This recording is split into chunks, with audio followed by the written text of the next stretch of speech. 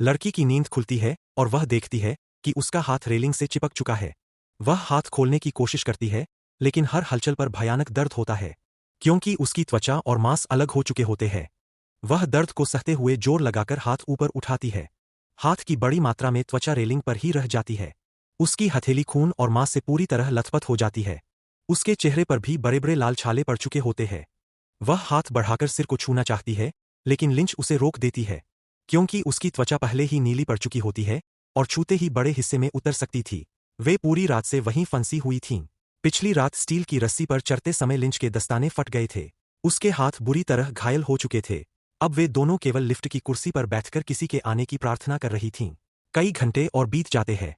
वे समझ जाती है कि शायद अब कोई नहीं आएगा। वे एक और रात यूं ही नहीं गुजार सकती थीं। इसलिए लिंच फिर से खड़ी होती है। वह लिफ्ट की कुर्सी पर खड़ी होकर दर्द सहते हुए स्टील की रस्सी पकड़ती है। वह धीरे धीरे आगे बढ़ने लगती है, लेकिन पूरी रात की बर्फीली हवा और तूफान ने उसे तोड़ दिया था। ऊपर से उसके पैरों में भारी जूते थे। उसका हर एक कदम बेहद कठिन था। तभी पहाड़ पर भेड़ियों का झुंड फिर से आ जाता है। लिंच के पास तेजी से आगे बढ़ने के अलावा कोई विकल्प नहीं रहता। बहुत मुश्किल से वह दूसरी लिफ्ट कुर्सी तक पहुंच पाती है। वह शियाओ मेई से कहती है कि इसकी स्टिक उसे फेंक दे। जितना दूर हो सके उतना दूर फेंकने को कहती है, ताकि नीचे उतरने के बाद वह उससे अपना बचाव कर सके। शियाओ मेई आगे बढ़कर उसकी स्टिक उठाने की कोशिश करती है। तभी लिफ्ट की कुर्सी जोर से हिलने लगती है। पता चलता है कि ऊपर के पेंच ढीले हो चुके हैं। डर के बावजूद वह हिम्मत जुटाकर उसकी स्टिक फेंक देती है। इस समय तक लिंच के दोनों हाथ रस्सी से पूरी तरह छिल चुके होते हैं, लेकिन जिंदा रहने के लिए उसे आगे बढ़ते रहना ही पड़ता है। नीचे भेड़िए बैठे उसे घूर रहे होते हैं। वे इंतजार कर रहे होते हैं कि वह नीचे गिरे। आखिरकार लिंच सफलतापूर्वक सामने पहुंच जाती है और सीढ़ियों के सहारे नीचे जमीन पर उतरती है। लेकिन जैसे ही वह उसकी स्टिक उठाती है, एक खूंखार भेड़िया उस पर झपट पड़ता है। सौभाग्य से वह समय रहते इसकी स्टिक उठा लेती है और भेड़िए को पीछे हटा देती है।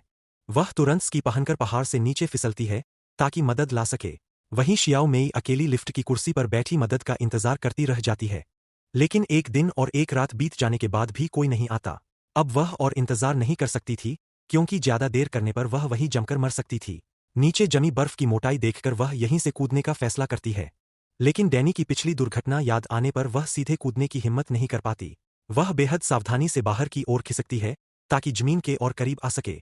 तभी लिफ्ट की कुर्सी का एक पेंच टूटकर गिर जाता है। शियाओ मेई सीट को पकड़ते हुए तेजी से नीचे की ओर झूलने लगती है। सौभाग्य से वह जमीन से कुछ ही दूरी पर हवा में अटक जाती है। वह सामने देखकर हिम्मत जुटाती है और नीचे कूद जाती है। उसी पल स्टील की रस्सी टूट जाती है और लिफ्ट की कुर्सी गिरकर उसकी टांग पर आ लगती है। वह रुकने की हिम्मत नहीं करती, दर्द सहते हुए तुरंत पहाड़ की ओर रेंगने लगती है।